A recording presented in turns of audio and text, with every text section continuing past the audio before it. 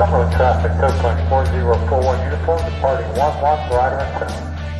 I took her up on tow at Jean, got off at 3K, turned right, started to show her speed control, just bring the nose down and we're going to pick up speed, and you notice as the nose comes up, the speed drops off and everything. And I trimmed it up so that then we didn't really need to do anything, and I was showing her that we don't really have to guide the plane around so much. It's very well balanced.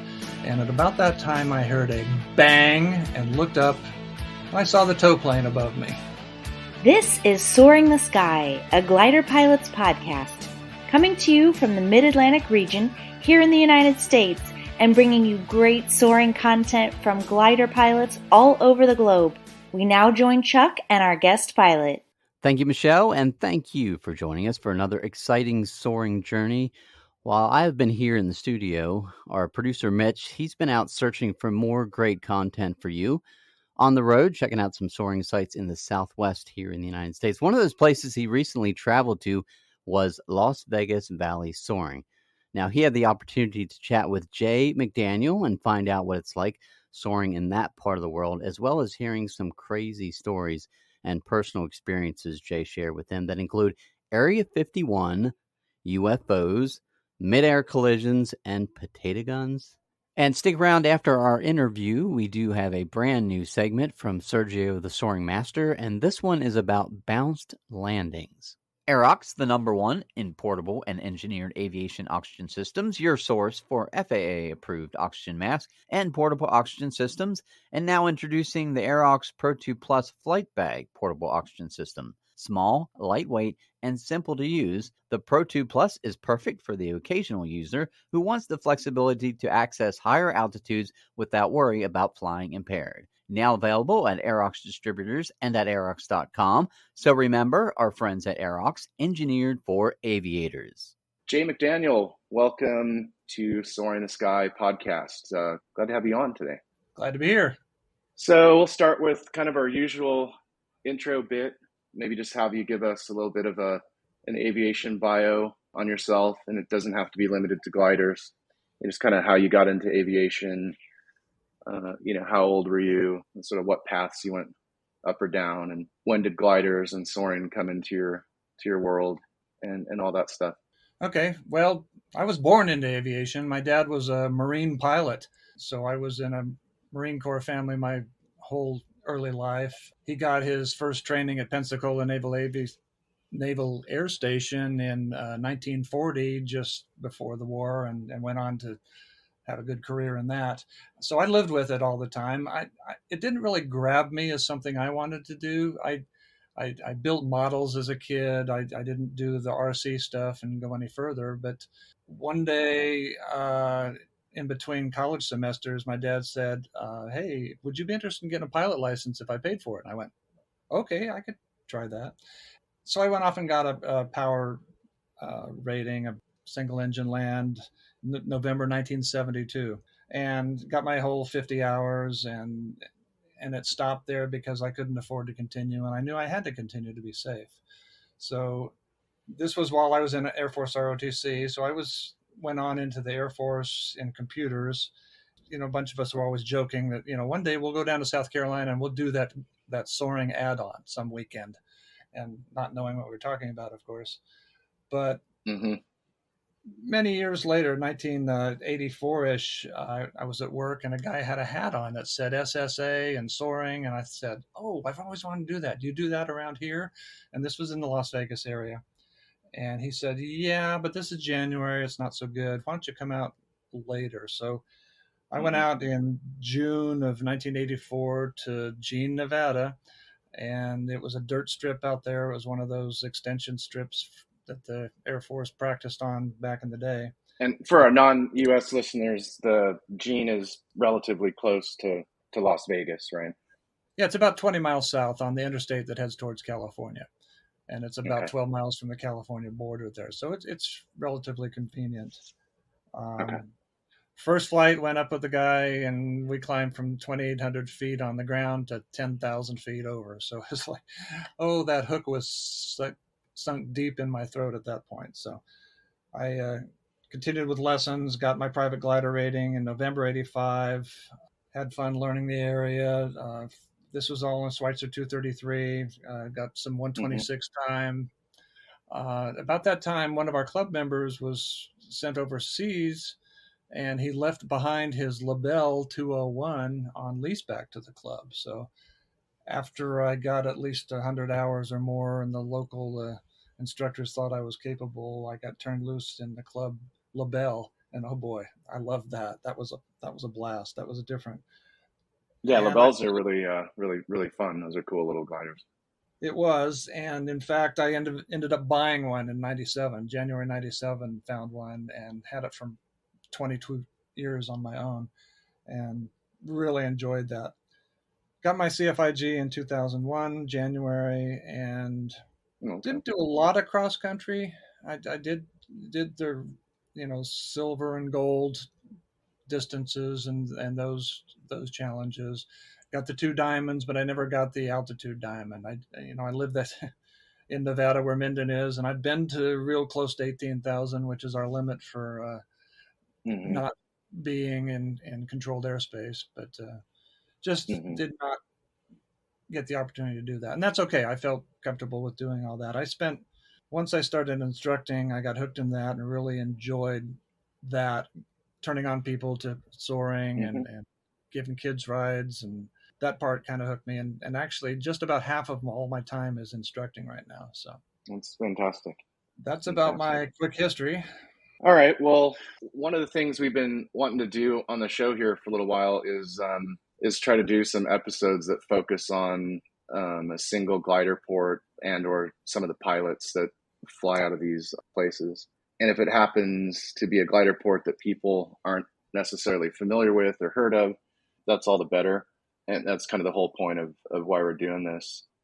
And so today, obviously, we're talking about Las Vegas Valley Soaring, which surprisingly, even some people, myself included, as of very recently, weren't even really aware of for whatever reasons. And, just hoping you just give us a brief history of the club and where it's at now and sort of what goals and missions you guys have for the next couple of years and all that type of stuff.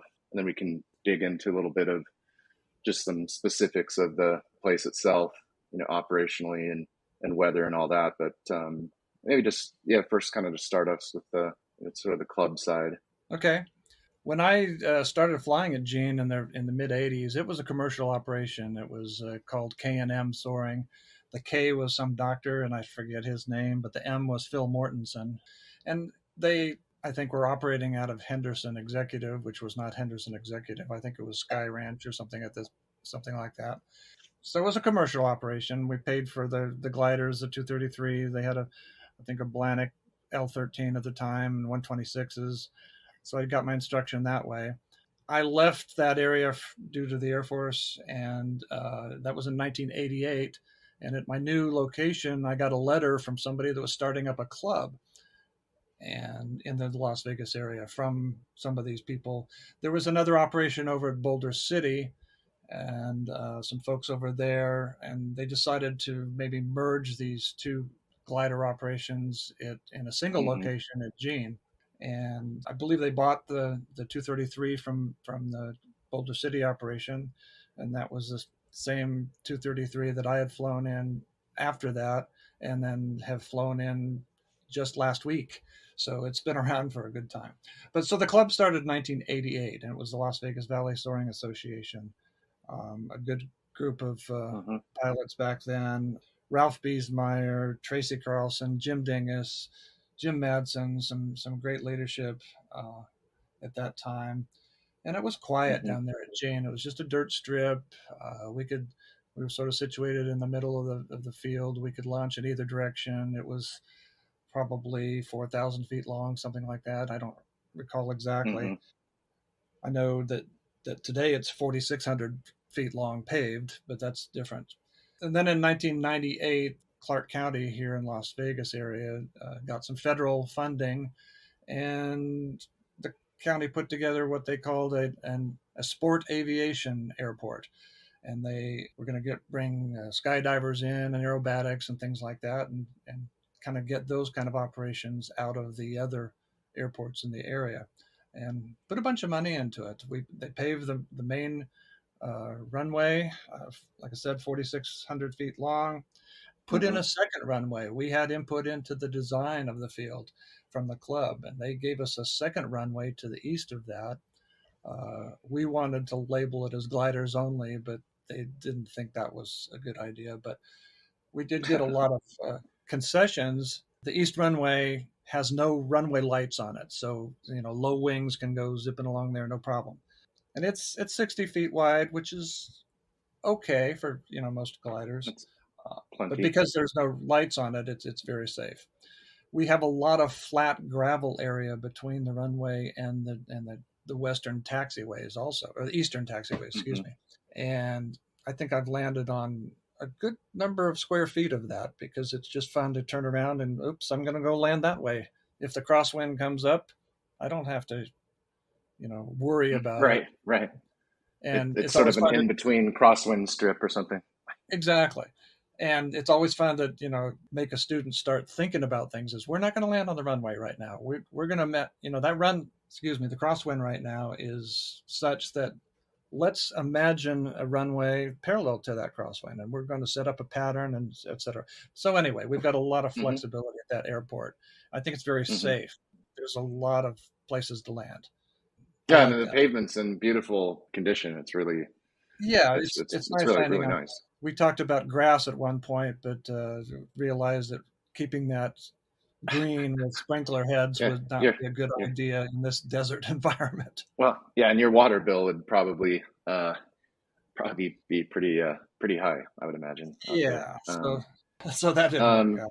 So let's touch on just a couple other kind of particulars about the airport and the area and all that kind of stuff. Maybe spend a minute talk about the kind of unique airspace, or at least unique relative. I mean, for European glider pilots, it's probably very simple, but relative to other West Coast clubs and stuff, just a little bit more going on there with the Bravo shelf and all that.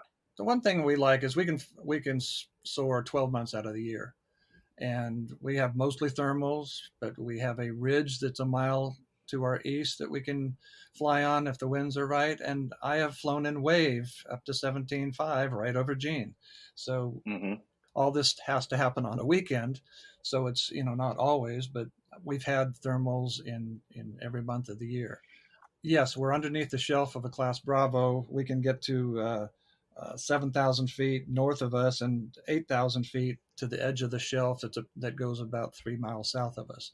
And that's a new shelf, relatively speaking. I think 4 or 5 years ago, they redid the airspace, and me and another club member sat in on all those meetings and hoped to convince them not to put it in. But we got a couple little concessions, but the FAA kind of knew what they wanted to do, and the airliners needed what they needed. So it was a compromise.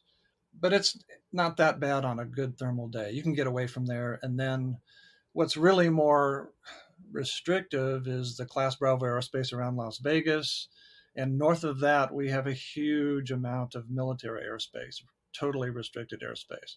So other than, soaring in our local conditions, we can't escape for cross countries. Yeah, so you can't just call up Vegas control and get access to like Area 51 and stuff. That they don't. No, they don't like that. That's like a 24/7 closed kind of thing. Yeah. But you probably wouldn't want to land out there either. It's been done, but that's a whole nother story. Oh, okay. Well, we can save that for story time. I'm sure listeners would be. Oh yeah. Very interested. There are routes around to the west of it, though, and we go up over Mount Charleston and towards Beatty and up to Tonopah, and that's a great trip. There are landouts at least every 12 to 15 miles up that way. And, we can brief people on that, and we can send the crews up that way, and there's a main highway underneath it. And it's a nice route. It's kind of our only route. There's not much to the south. You get into some airspace issues there, and then you're against the wind. If you go towards the east more, you've got the Colorado River Basin. There's some gnarly areas out there too. People do it, but it's just not as convenient and It's as gettable. it's not as Yeah. constant. To go back to the weather, well, lift types and sort of weather and seasonality and whatnot. So you had mentioned fairly consistent thermal, conditions year round, of course, depending. Right. I'm sure they get blown out by, high winds like desert places Sure. do kind of all over the West. But one thing you didn't mention was convergence. Do you guys ever get any convergence that sets up there, or just not really so much? Nothing regular that I can note. We do get some cloud streets over to the edges of the valley. The valley we're in doesn't mark the thermals that well.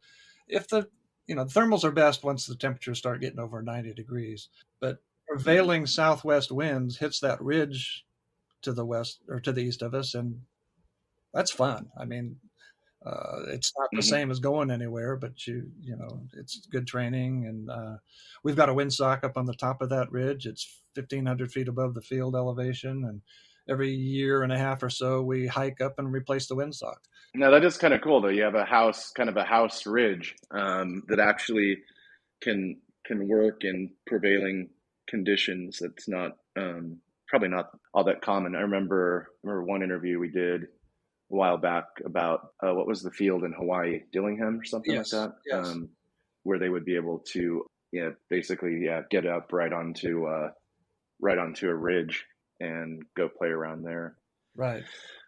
The hills over to the west of us actually line up, and that's what can, under the right conditions, give us a bit of a wave. And we have to kind of recognize it's possible and head that way. It's not our normal towing direction, but the day I went up in it, I looked up at the clouds and went, those are wave clouds. I'm going over there. I told the tow pilot to go over there. I had oxygen in a label, and I climbed with a buckle your seatbelt. Huge grin on my face. And then it was like, oh, the sun is setting. I need to go back the other way. What are the winds doing on the ground on a day like that? Are they just, whipping? And they're probably at least 20 knots with about a 30-degree crosswind. So it's you can take off in it. It's not too bad. Yeah. No, it's not like some of the other places that get really wicked stuff. But no, wave is definitely fun when it's working and the planets all line up right. Yes. And then anybody that's kind of going somewhere, they're typically just kind of heading north out of there for doing any cross country stuff. You had mentioned in our pre-interview about, I think there's a couple of special events that you guys do each year, sort of like a dry lake thing, and then something at Tonopah. Right. Every summer so far, this year it's in July, I think the 10th through the 16th. We take our tow plane up to the Tonopah airport up there, and club members are invited to come up and do some advanced soaring, because Tonopah is north of the restricted airspaces, and from there north there's some great ridge areas that for some good cross country. You can get over to Ely, which is the home of 1,000 Ks over there in the west here. So we set that up as a event. We invite any SSA members to come join us also. That's something that the club will allow, is any SSA member can come with their glider and get a tow from us, as long as they could show that they are part of a club that has the SSA insurance policy. It's a no-brainer, and that's part of why it was set up.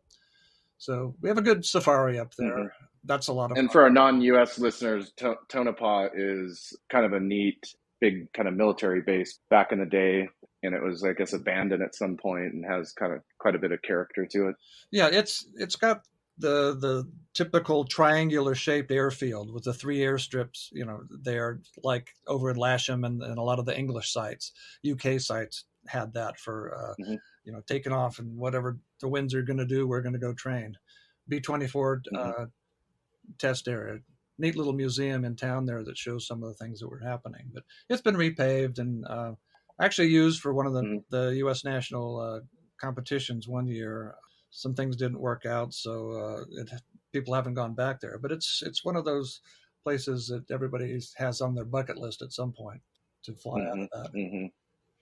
And you guys do that in what month is that again? That's July. Oh, okay, so that's coming up. Right. The 10th through That's the coming up pretty 16th soon this here. year. Yes, it is. The 10th through the 16th. Okay. And And so if anybody was interested in participating, they can contact me, and I'll put them in contact with Steve Payne, who's he's our club president. He's organizing it this year. okay. Yeah, we've got a limit of 13 or 14 gliders, Ye- and we're close to it now, but you never know. People drop out too. Okay. Yeah, well, we'll slip something in the show notes or something like that. And then what was the other one? Oh, and then you do like a dry lake thing. We schedule it for the third weekend in April and then the third weekend of October. And what we do is about 6 miles south of Jean, there's a big dry lake bed. It's called Roach Dry Lake.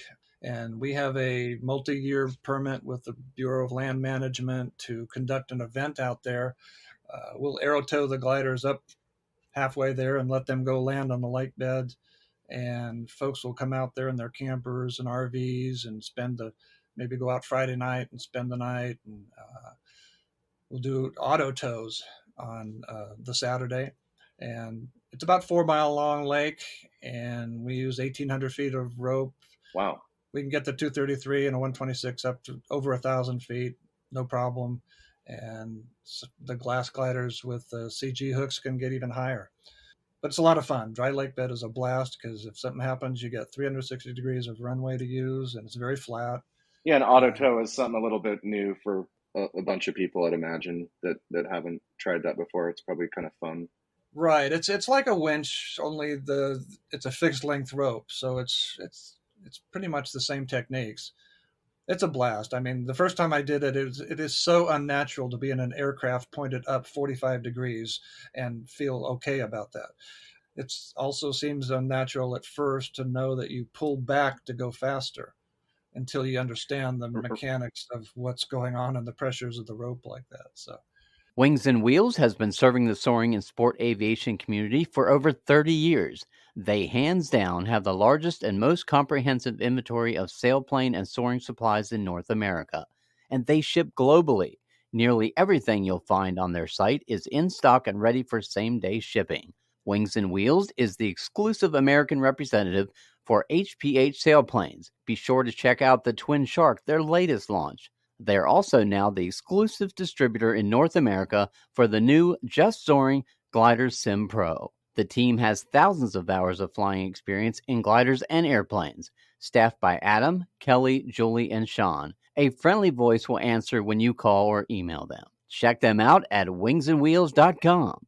And it's kind of stupid question, but is there any for somebody that shows up that doesn't have any background with winch, or is there sort of like a ground checkout session with a CFI or any kind of sign off stuff required to do that? Yeah, we take people in the 233, and I know it's not a popular glider, but I mean we can do a lot of training in that, and we get people checked off if they haven't done it before, and that's a lot of fun. Now, a couple of the requirements for making the weekend successful. I think that the weekend you came down and hoped to go out there, it all went to craziness.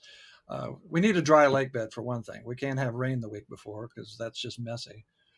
And along with that, we want to not have any precipitation in the forecast.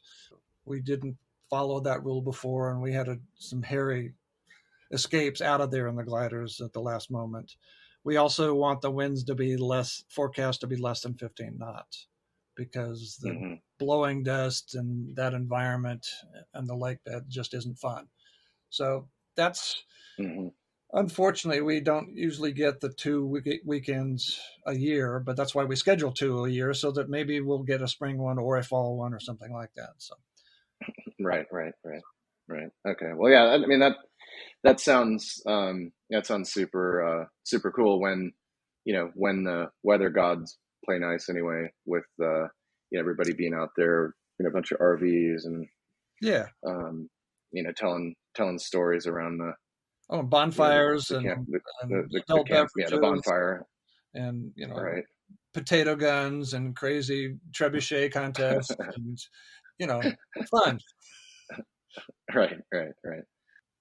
Yeah, so if someone in the U.S. or overseas wants to visit you guys, or take a ride in a two-seater, or rent a club glider, or go for a flight, what options are available to folks, and who do they contact, and just kind of all that good stuff? Sure. Our primary trainer is a Schweitzer 233. We have a 232 on lease back. We have a Planik L23, very close to being airworthy again.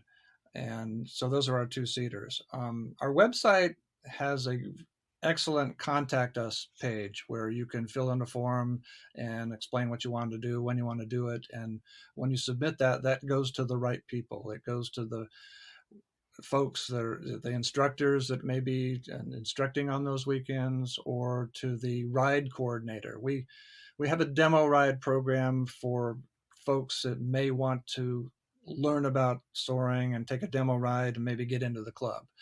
We don't Mm-hmm. We're not a commercial operation, so it's not a full ride program, but there's a button there that will send your information or help you get the information to our ride coordinator.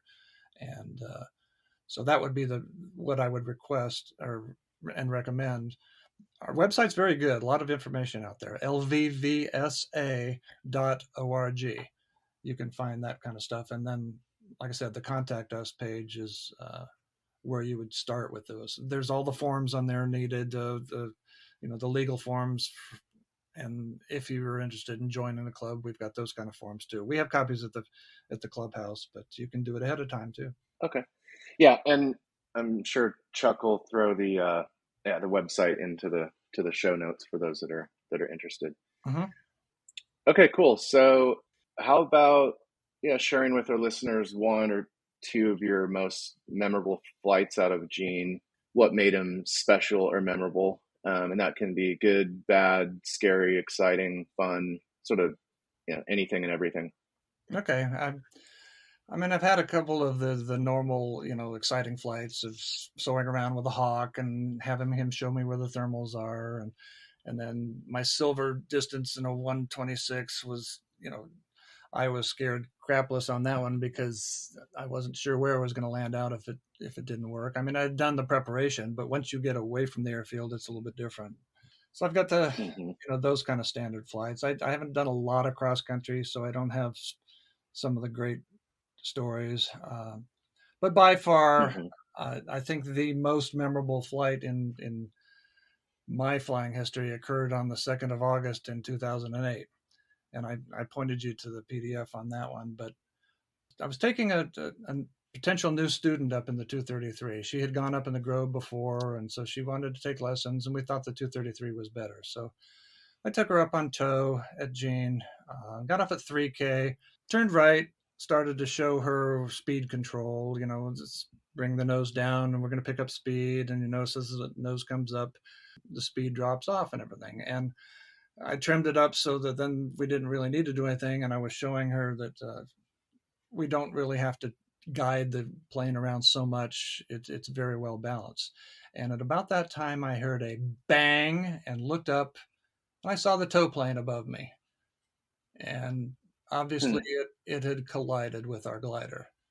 My first impression was, well, that was loud, that was scary, but it's sort of flying still. What's going on? Mm-hmm. So tow pilot got in the air, he circled around and says, Jay, it looks like your tail's a little bit mangled. And what a generic word that was. I didn't know what it was. I did notice that I had to put in almost a 30-degree bank to keep flying in the direction I wanted to. So I figured something was going on back there.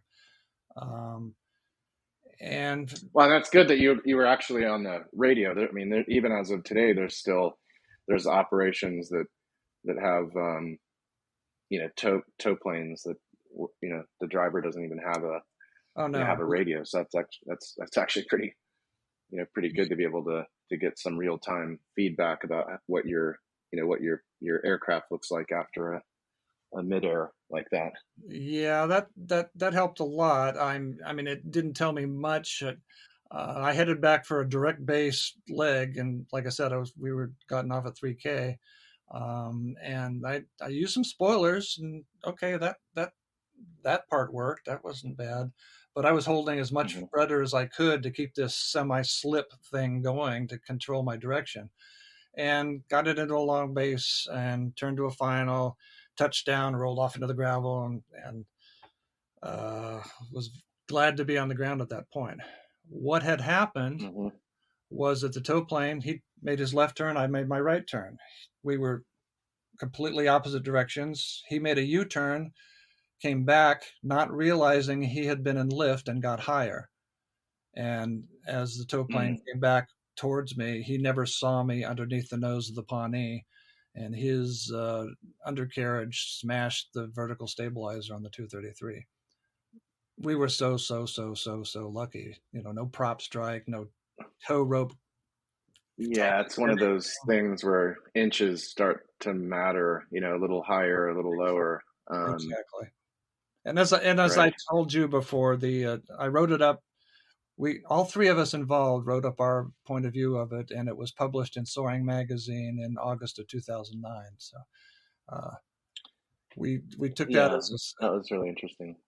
That was our safety thing, but by far that was my most memorable flight, and there were some good ones too. But yeah. Well, but those kind of flights are, they're important kind of learning moments, and I guess the bottom line in this case, and I'm sure it happens all sorts of ways with, both ends of the tow rope, but in this particular case, it was a little bit more on the tow plane, relative to his he deviated a little bit from his SOP, and then between that and just gaining all that altitude when he didn't really realize it, that's kind of how it ended up. But yeah, fantastic story, and we'll put a link for that also in the show notes for anybody that wants to look at that kind of incident report. The two lessons we learned off of it, obviously, was separate from the tow plane, but I turn to the right and I come back around a little bit to the left, and I never take my eyes off of him. I want to know where he's gone before I get busy with instructing. The other thing is the tow pilots, once they release, they dive away and get lower for sure and away. And we all learned quite a bit on that. It seems obvious to do now, but it was a little lazy that day, I believe. Yeah, and that happens, but it's also, we like to talk about this stuff, and it's cool that you guys shared that in in the article, because it's always helpful for people to learn from things that happen. And just sticking with safety maybe for another minute or two. So apart from this particular example, what about one or two other things? Because you've got quite a bit of time in CFI, and maybe one or two things or little vignettes or whatever that you think are important for pilots, or that are often overlooked or ignored or not practiced well, whatever. Maybe another couple things on safety before we move on. Well, something we've stressed at the club a lot is don't rush things. Don't get in a position where you can be interrupted from your pre-flight or from your checklist. Checklists are important. They're there for a reason. You need to go through each item on there, and things can happen if something interrupts you and you skip one. So not rushing. And I think people talk about that everywhere, but it really does make a difference. And we tell everybody at the club, the launching kids and everybody, if you see something wrong, you can stop anything at any time. We're not there to make money. This is not a race. We don't have to be totally efficient. If something's not safe, unhook the glider, pull off the runway, and sort it all out. So our safety comes before anything else. And like I said, we tell people that all the time. So I think checklists and don't rushing are my two strongest recommendations. Okay, yeah, and we hear that quite a bit over these 100+ episodes. So yeah, it's good advice. Okay, cool. So as we kind of turn onto downwind here, we're not quite on our base leg of the interview. We're getting there. Let's do a little mini lightning round thing. It doesn't have to be super lightning. So we'll just kind of rip through just a few questions and then see where that takes us. Okay. What's one or two things the that people new to Las Vegas Valley Soaring are surprised by or happy about when they get there and fly? I want to say the friendliness of the people, but that's only speaking for myself. But I think, we try and stress that in the club too. Like I said, the ridge is fun, and that's something that people don't see a lot of. I do remember one visitor from Ontario, Canada came and was excited to get up a little bit higher. And he said, he'd been all the way up to 4,000 feet before, so he was hoping to do better than that. And I smiled at him and I said, I think we'll do better than that today. And when we topped out at 12,000, he was all grins. So, the power of the heat of the thermal in Vegas, if you're coming from the East Coast, it can knock you around a bit. And you're not used to that, the strength of our, it can be 10, 12 knot thermals. Well, That's an eye opener. and I know one of the things when I was up there, maybe I saw it in passing, but there's a pretty busy skydiving. Actually, I think there's two operations over there, right? There are. That operate on the other runway, which is maybe a couple hundred yards. It's a parallel runway, but they're busy. There's a lot of, it's probably every 10 minutes they're launching, a plane full of, and I guess it's mostly tourists doing tandem jumps and stuff like that. But yeah, Yes. that's definitely gets interesting, and you're seeing orange parachutes in the sky, sort of all over the place. But the way that you guys have the traffic structured, I'm assuming you largely keep out of each other's way. And maybe just a follow up: have there been any close scrapes with whether it's the actual jumpers themselves or their powered aircraft over the years, or has it largely just been a never you mind?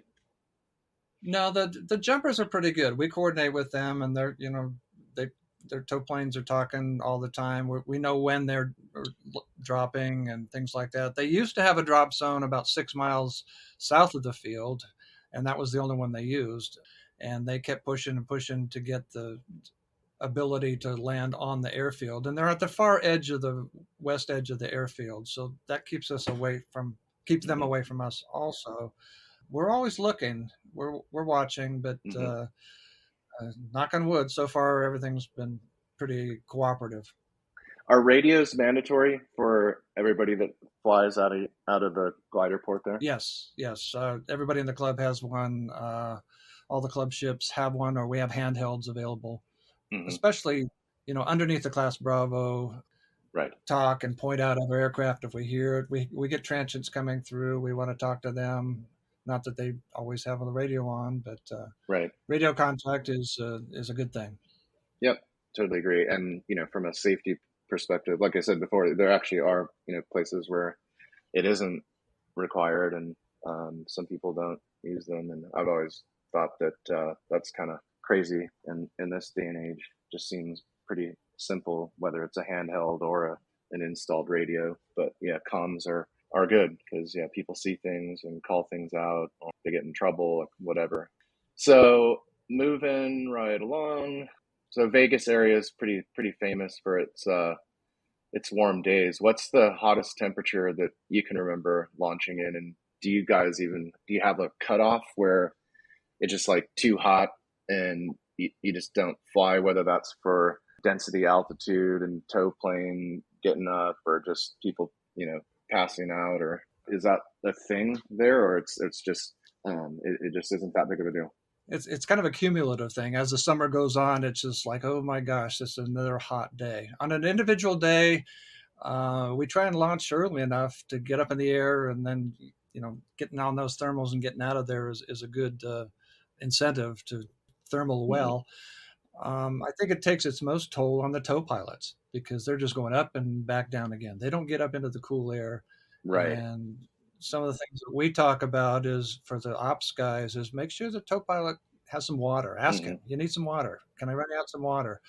Things like that, because they take the brunt of that. We don't have any specific temperature numbers that we cut off ops, but we keep an eye on each other. And like I said, if the tow pilot said, I'm done, he can't start flying at 8 in the morning and continued till 8 at night. That's just not going to work. Yeah. We've got a shortage of tow pilots, so we can't have 2 shifts or anything like Mm-hmm. that. So we've even called breaks. I need a break right now, Mm-hmm. and it's hot and whatever. We try to minimize doing pattern tows in the summertime also, because that's just brutal for not only the tow pilot, but also, the students and the instructors too. Yeah, that's part of smart. our environment. It's double-edged sword. Good. The heat is what gives us thermals, Yep. but it takes a lot out of you. We make sure everybody's hydrated. That's a big thing. Yeah, well, it's going to be pushing 100 degrees at the Soaring Academy Crystal on next Saturday. Planning to go up, but yeah, the other side of that is you got tops of 15, 16,000 just a few miles from the airport. I mean, just over the airport itself, I think it's like 13 and a half. So it's like 10,000 over the ground. So yeah, it's always, hot on the ground. A lot of times means, high in the sky kind of thing. So I think the forecast high for Saturday for us at Gene is 111. Yeah, well, but hey, like the locals there say, but it's a dry heat. So. Yeah, so is my right, oven. right. Yeah. That's or the people in Phoenix and I know, but it's 119, but it's it's dry heat. It's like, well, actually, I was there in August where there was this monsoon business. I don't remember it feeling totally dry, but right. So Right. okay, so we're I think we've turned base now. In fact, I think might be getting close to our short final here. If you could only have one glider for the rest of your life, money or availability were not a concern, what would you want to fly and why? Or do you actually already own it? No, I sold my LaBelle a couple of Did you? years ago, Okay. but if I were to go back, I would get another LaBelle. I don't need to spend 200,000 for, a supercomputer and all that distance. I just like the simplicity and the joy of not worrying about so much of it. So I Yeah. would go back to Fair a enough. nice LaBelle 201. I might upgrade the panel a little bit and go up to Rex and get a nice panel Clearing out put. or something. Yeah. Yeah.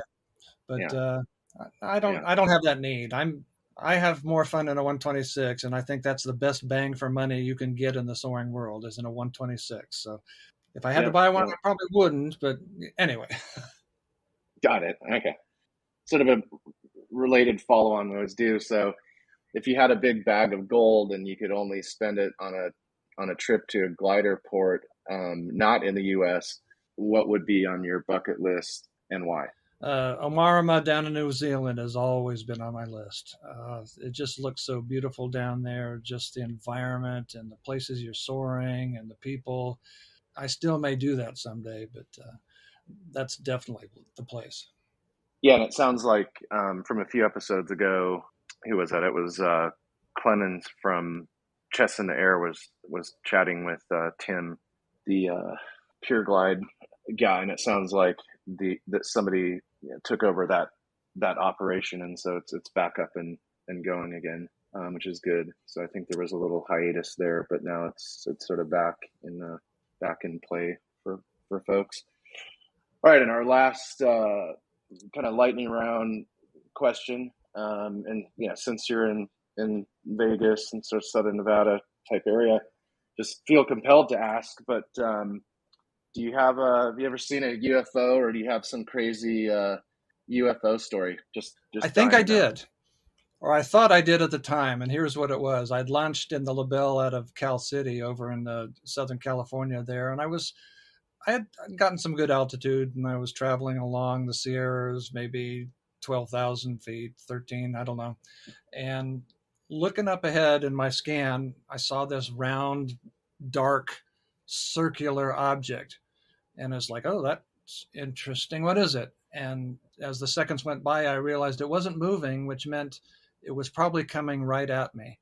And I'm thinking, missile, what's going on? And it was getting bigger and bigger. And holy crap, it's getting too big. I swerved over to the right and looked as I passed by a happy birthday balloon. Right. I actually have one of those too. But For okay, those few but keep going. seconds, that was an unidentified object. That was Yeah. a UFO. Yeah, I have yeah, same one out of crystal. I think I ran into a bunch of aluminum balloons or something. But yeah, did have me thinking there for more than half a second. But of course there's also a bunch of predator drones and all that sort of stuff flying Yes. around out there. So just have your head on a swivel when you're especially in California, we're always adjacent, and up in Nevada, you're always adjacent to these restricted areas and all these companies out in the desert, working on all these crazy things. So, Absolutely. but all right, well, yeah, you weren't abducted and or shot with a laser beam or anything, so that's good. And all right, so that kind of wraps our lightning round piece, and so yeah, so now we've turned final, and kind of we always wrap up the interview with letting folks give a shout out to people in their sort of soaring lives, mentors, glider buddies, family, instructors, competitors, whatever the case may be. The whole sport is made with some great people, and that's a good more than half of why we do this, because of the good people, the instructors that taught me, Russ Buchanan, Ralph Biesmeyer, Mort Mortensen, Tracy Carlson, Jim Dingus, Jim Mad Dog Madsen. These were guys early in my development.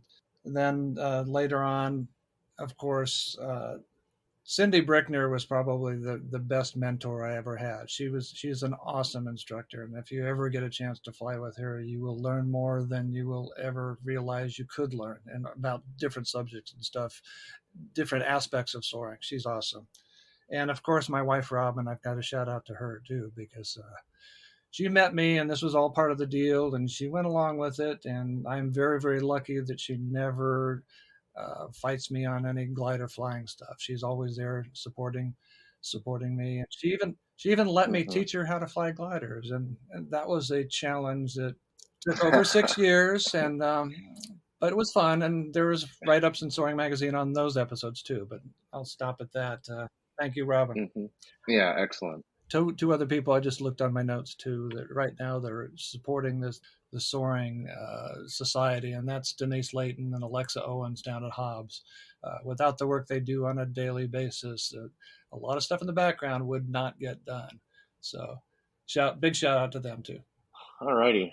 With that, we've done our flare. We've kind of landed. We're rolling out and ready to tie out the glider. So it was great to have you on the pod, and really appreciate your time. Okay, it's been fun. Our longtime sponsor of the show, the Soaring Academy, is engaged in nonprofit outreach work with local area veterans and also with young people for the STEM programs at their top-notch glider port facility just outside of Los Angeles, nestled near the north side of the San Gabriel Mountains. They also have a fantastic flight school and are continuing to turn out great glider pilots every month. If you like to donate to their nonprofit initiatives or learn more about their flight school, go to soaringacademy.org or check them out on Instagram at Soaring Academy.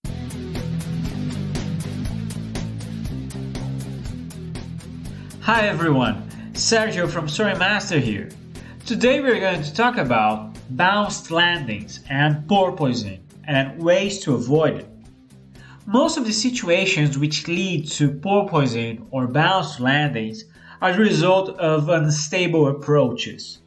The landing itself is the culmination of a series of actions which start way before the glider touches the ground, like the choice of touchdown and aiming points, wind and terrain features assessment, and the landing pattern execution itself, with proper approach slope control and speed maintenance.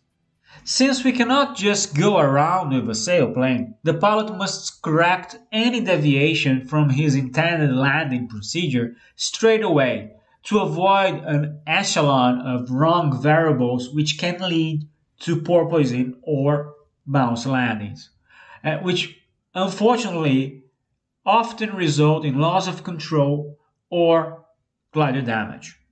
A bounced landing is the result of a touchdown attitude that makes your sailplane contact the ground nose first. If you let it develop, you will set your sailplane off into a series of jumps and dives. And there are two primary causes of bounced landings: landing hard and landing too fast. Landing hard can be caused by not maintaining a stable approach slope, with large spoiler setting variations during final, or due to the execution of a landing flare too late and too low. Once the sailplane touches the ground nose first, the sailplane's reaction will be to rebound back into the air. The harder you land, the higher you will bounce. The other cause for a bounced landing to occur is touching down with a high speed.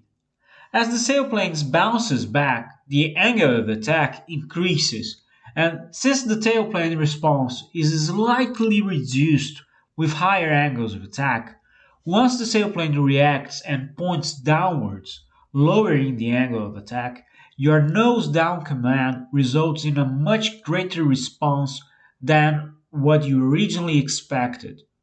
The sailplane then touches the ground hard again, and that's when the roller coaster ride starts, leading to a series of jumps and dives that often lead to sailplane damage. If you come in too fast, bleed off airspeed during your flare to avoid this from happening. But how to react to a bounced landing? First thing, establish an attitude which prevents any future bounce. Close spoilers and land ahead. Notice that the first thing to do is to establish an attitude, not an airspeed. The airspeed will naturally increase when you set up this new attitude and you close spoilers.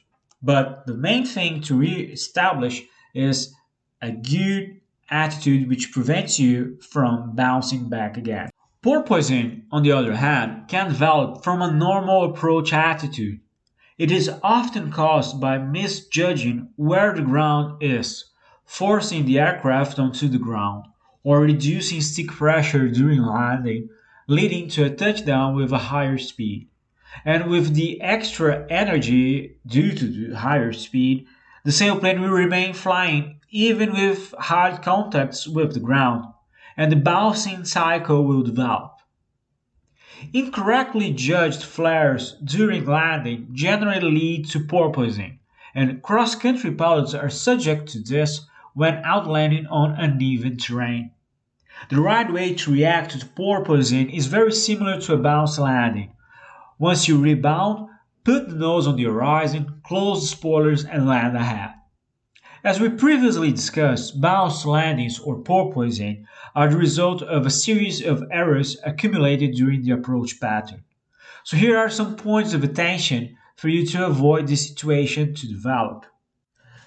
First one is closely monitor any airspeed variation during the pattern and act accordingly. Second one, pick a touchdown point and do not lose it during the approach. This will guarantee a stable approach.